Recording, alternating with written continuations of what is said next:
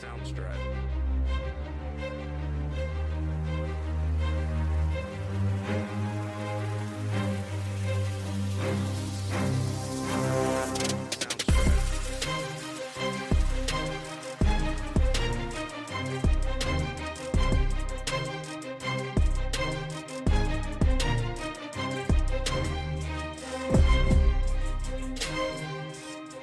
Welcome back to The Traditional Way. I'm Brett Shumway. Today we'll be breaking down what happened at the Premier League event in Dublin at the end of the year.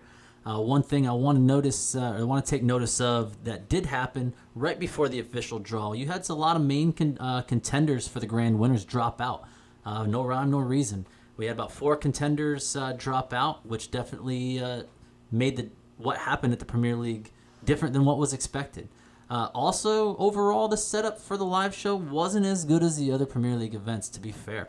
One thing I would say about Dublin more so is the camera angles for the live shows were at an odd angle. I think the WKF should fix this. Again, we're a spectator sport. You need to have it be able to be televised. And I think the medal rounds were. However, for the contention, what most people were watching live on YouTube and everything else, it just didn't have the overall presentation wasn't as good as others.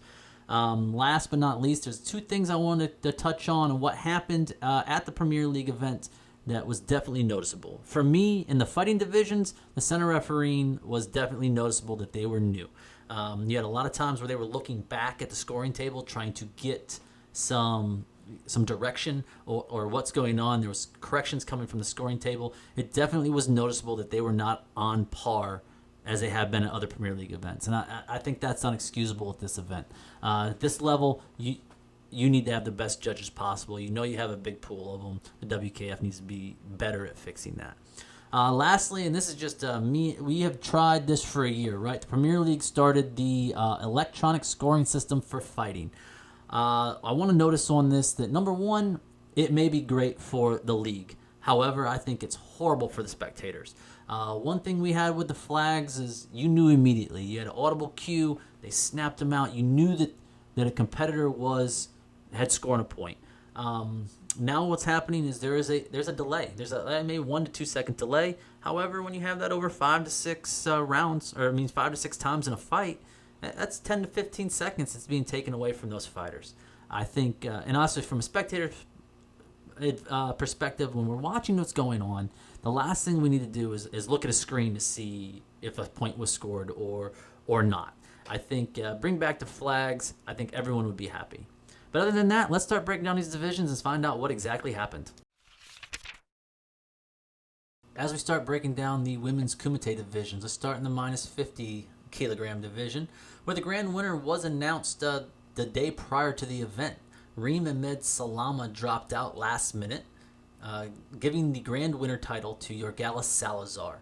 Since Reem was the only one who could beat Salazar with her dropping out, it was already decided. Salazar did make a point in this, though, by dominating this division, proving that she should have been the grand winner. The closest anyone came to beating her was in the first round, where German Sedan Buger lost 3-2 to her, and that was the closest anyone got. The next 2 fights, Salazar wins by 8. She wins a semifinal match by 10, leading her to the gold medal match where she met Croatian Emma Scardelli, and she beat her by 6 points. So, all in all, no one was going to beat Salazar in Dublin. She proved that she should be the grand winner, and it was great. But more noticeably, Scardelli. So Scardelli's 19 years old, and she was the 19th ranked in the world, and she ended up taking silver. So she'll definitely jump up in the world rankings and set her up nicely for the World Championships at the end of October.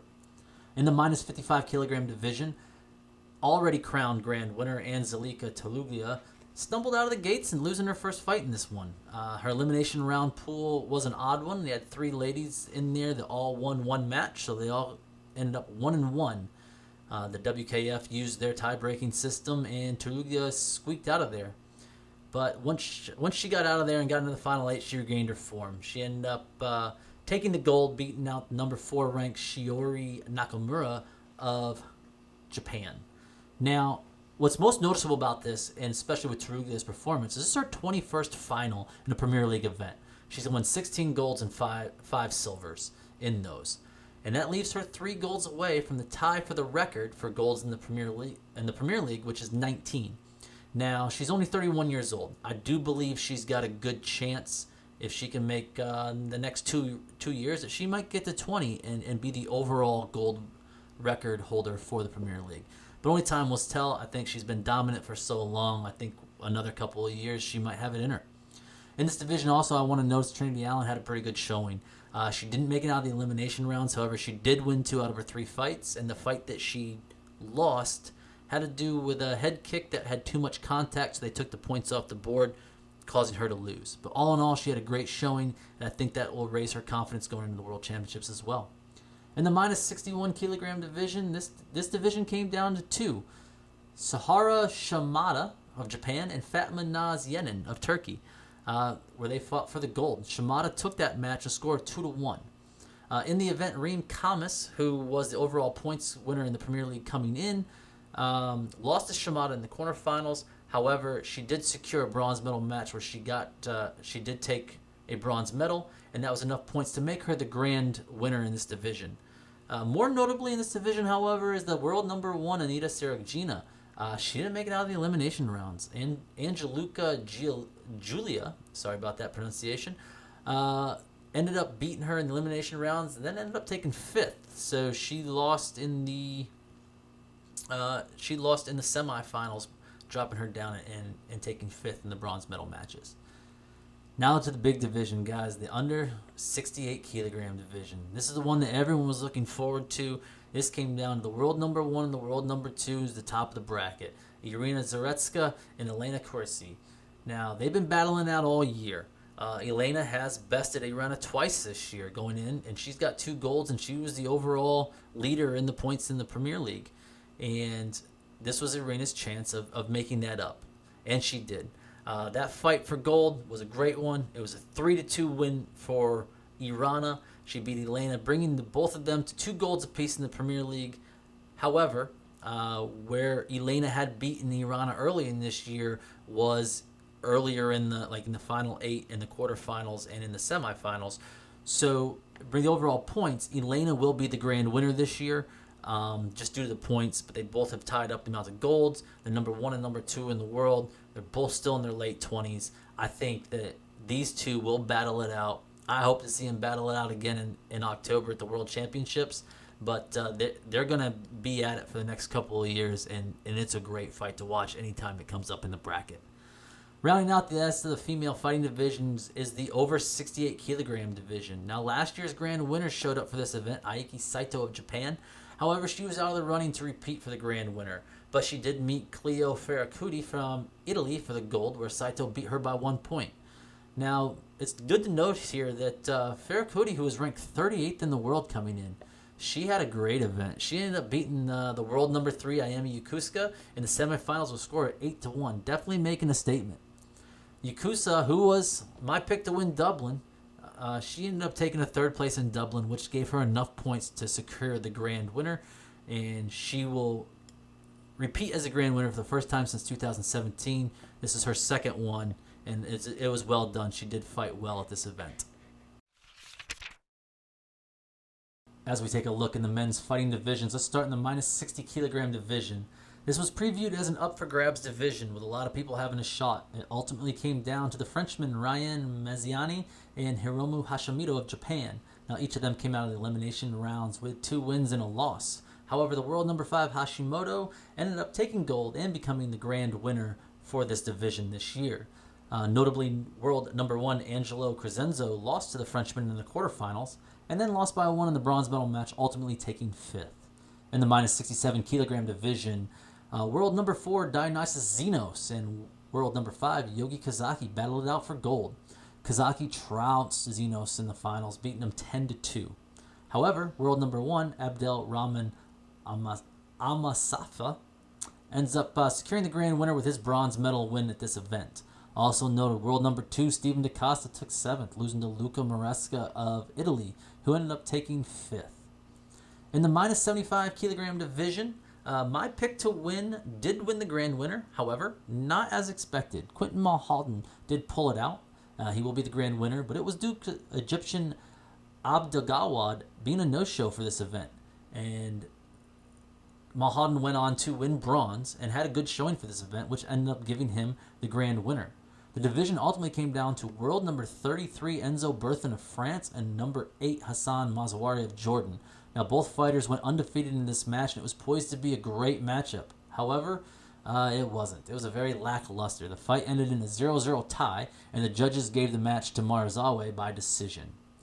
In the minus 84 kilogram division, now this division got shook up a little bit, and it had some upsets. Jose Acevedo had a weird one. So he started off, he's ranked 39 in the Premier League. He beats Muhammad Al-Jafari from Jordan, who has absolutely dominated this division this year. He's the world number 2. He beat him early. And then he goes on to lose in the quarterfinals and ends up fighting for the bronze match where he also lost, so he ended up taking 5th. So he peaked a little early by beating the world number 2. The final of this fight actually came down to number 13th Ivan Kresic of Croatia and number 3 Michael Martina of Italy. Now, Kresic won the gold medal match. However, it was due to Martina having an injury that he could not continue. Martina was winning this fight 7-4 prior to the injury. However, the injury caused him not to continue, giving Kresic the gold medal. The grand winner for this division is the Jordanian Al Jafara. He was ahead on points and no one could beat him, and he took enough points with his, I think his 7th place overall was enough to give him points for the grand winner, and he will be the new grand winner for this division. In the over 84 kilogram division, most notably again, number 1 in the world, Taha Tariq Muhammad, decided to not show for this event. So it left Babakar Seksako with an opening, and he should have been able to win the whole thing without Taha Tariq being there. However, he could only muster up a bronze medal after losing to number 7 in the world, Rodrigo Rojas from Chile in the semis. Rojas would face number 5, Rizin Talibov of Ukraine for the gold. With Taliban edging out with a 5-4 victory for the gold, giving him enough points to be the new grand winner for this division and knocking out points leader Babaha Seksako from Spain, who was expected to be the grand winner of this division.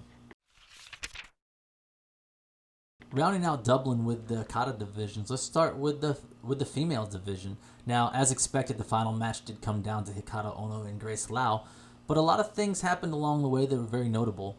2 top seeds didn't make it out of the elimination rounds. We have Terriana D'Onofrio of Italy and Lin Benoit of France were beaten in the elimination rounds by 2 Japanese competitors. Those 2 competitors were Emiri Iwamoto and Nakaji Hisami. Now, these 2 would move on to face each other in a bronze medal match, with Iwamoto winning the bronze there and Hisami taking 5th. However, for me, Hisami is the story of this event. She's 19 years old, and this is only her 2nd WKF event. She did do the Karate 1 Series A event in Vancouver earlier this year, where that she ended up taking a gold at, but she came into Dublin ranked 61st in the world. She went through some top competitors, including American Sakura Kokomai, who ended up taking 7th in this event as well. She was on a tear until she met Grace Lau in the semis. Grace beat her. She moved into the bronze medal matches, where she ultimately ended up taking 5th. Now in the final match between the world number 1 and world number 2, this was a great match, guys. And both competitors chose to do the same kata. They both did paparin. And it gave the judges a very real side-by-side comparison. Now, when I first watched Grace's performance, I thought she won. I hadn't seen Hikaru's yet, but she put up a pretty big score and did very well. But Hikaru came in and edged it out, proving why she's the world number 1. She won the gold, and this is her 2nd grand winner in a row. It was a very well done performance. In the men's kata, you have some interesting things happen. Most noticeably, and no one saw this coming, I don't believe, the world number 2, Ariel Torres, gets knocked out of the elimination rounds by Ryuji Moto, Kaz's younger brother.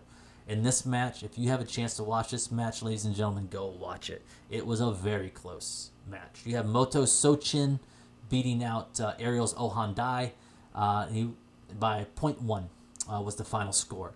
I can tell you I've watched this match 8 times, and I picked a different winner every time. It was that close. However, on the day, Ryuji did edge Ariel out and moved on to the final 8. The other American, Gakuji Tozaki, lost to Japan's Ryusi Ikeda. bringing everything down to what I would say is probably the most heavy Japanese Final 8 that we've seen in the Premier League this year, with 6 of them being from Japan. Now, unfortunately, the big matchup that everyone was looking forward to did not happen, as Kazmoto lost to countryman Sakichi Abe in the semis, setting up Abe to compete against the retaining grand winner and this year's gold medal at Dublin, Kakuru Nishiyama. Nishiyama is his second year as the grand winner. Great performance. Again, I think the only one who could have beat him was Kaz, and that matchup just didn't happen. But another good match that I found very interesting for the sport, not necessarily just for individual competition, was the bronze medal match between the Moto brothers. Kaz beat out Ryuji for the medal, but it was a great showcase for the JKS Shotokan pair on the world stage. And I think, as I said in the previous show, with the JKS Shotokan guys coming out of Japan, I think we're looking for an emergence of Shotokan in the traditional divisions. I want to take time to recognize the athletes that competed at the Mediterranean Beach Games in Greece on September 10th and 11th.